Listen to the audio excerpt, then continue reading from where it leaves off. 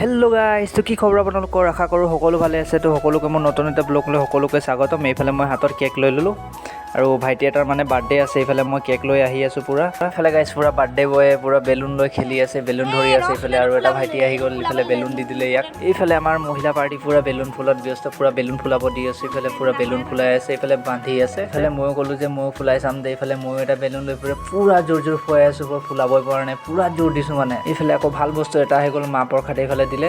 মন্দিৰলৈ গৈছিলে মানে শৰাই দিলে, তো তাকে আমাক মাহ প্ৰসাদ দিলে। এইফালে আমি প্লেটত লৈ পিনি পূৰা খাই আছোঁ। আৰু এইফালে গাইজ কেক ৰেডি হৈ গ'ল। এইফালে চব পূৰা কেক মানে ৰেডি কৰিলে। এতিয়া কেণ্ডেল জ্বলাব, এতিয়া কেণ্ডেল জ্বলাব লৈছে আৰু ইফালে কেক কাটিব। আৰু এইফালে ৰেডি হৈ গ'ল, হেপী বাৰ্থডে টু ইউ পূৰা মানে দি আছে পূৰা কেক।